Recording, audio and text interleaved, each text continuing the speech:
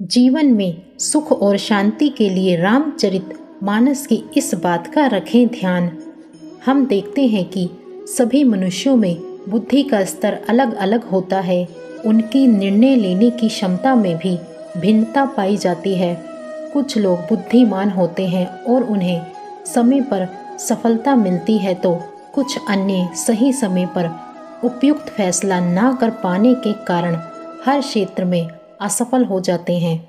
गीता में भगवान ने बुद्धि के आधार पर मनुष्यों की 3 श्रेणियां बताई है। उत्तम श्रेणी के सात्विक बुद्धि वाले मनुष्य कर्तव्य, अकर्तव्य, बंधन, मोक्ष, भय, अभय, प्रवृत्ति मार्ग, निवृत्ति मार्ग आदि को ठीक प्रकार से जानते हैं। ऐसे संतुलित व्यक्तित्व वाले मनुष्यों का जीवन बहुत व्यवस्थित होता है। निश्चयात्मक बुद्धि का होने के कारण उनकी निर्णय लेने की क्षमता लक्ष्य प्राप्ति में सहायक भूमिका निभाती है। उनके सामने कोई बाधा आए तो वे उसका धैर्यपूर्वक सामना करते हैं, उससे घबराकर पलायन नहीं कर जाते। वे हमेशा वर्तमान में किए जाने वाले कार्यों पर ही अपना पूरा ध्यान केंद्रित रखते हैं। अतीत की घटनाओं का बार बार चिंतन और उनका दूसरों के सामने वर्णन करके अपना और दूसरों का समय नहीं व्यर्थ करते और ना ही भविष्य की घटनाओं को लेकर चिंतित रहते हैं। वे जानते हैं कि जिसने अपना वर्तमान सुधार लिया उसका भविष्य भी ठीक ही रहेगा। मध्यम श्रेणी के राजसी बुद्धि वाले मनुष्य कर्तव्य और अकर्तव्य, धर्म और अधर्म आदि को वास्तविक रूप में नहीं जानते। ऐसे लोग अपने फायदे के लिए कर्म में प्रवृत्त होते हैं। इससे उनमें स्वार्थ बुद्धि एवं लोभ की प्रवृत्ति बढ़ती जाती है और वे अपने स्वार्थ की पूर्ति के लिए किसी न किसी कार्य में लगे रहते हैं। अंदर ही अंदर अशांत रहने लगते हैं। भोग और संग्रह में आसक्ति के कारण ऐसे लोगों की बुद्धि निश्चयात्मक ना होकर अनंत शाखाओं वाली हो जाती है। स्वाभाविक ही वे अनेक लक्ष्यों को एक साथ प्राप्त करना चाहते हैं। ऐसी स्थिति में उनकी बुद्धि में एकाग्रता नहीं रह पाती।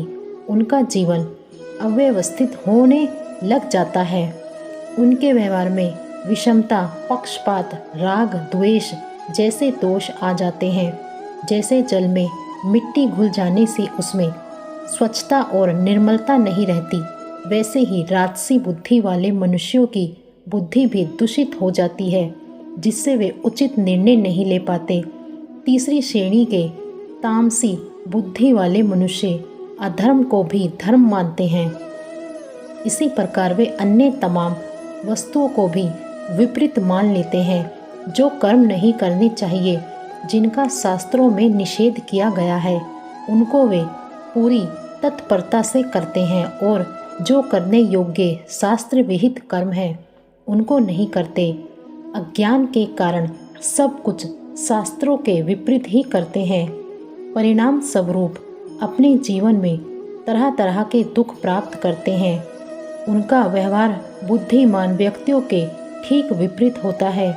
उनके द्वारा स्वयं के साथ साथ समाज का भी अहित होता है। रामचरितमानस के सुंदर कांड में विभीषण बुद्धि के विषय में हे नाथ रावण से कहते हैं, वेद ऐसा कहते हैं कि सुमति अच्छी बुद्धि और कुमति बुरी बुद्धि सबके हृदय में रहती है।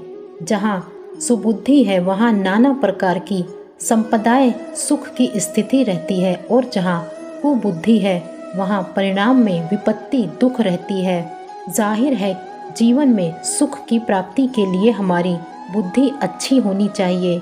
इसके लिए शास्त्र हमारे सहायक की भूमिका निभाते हैं और हमें उचित मार्गदर्शन देते हैं। शास्त्रों के नियमित स्वाध्याय के द्वारा हमारे अज्ञान की निवृत्ति होती है और अपने कर्तव्य कर्म तथा उनको करने की विधि आदि का ज्ञान होता है।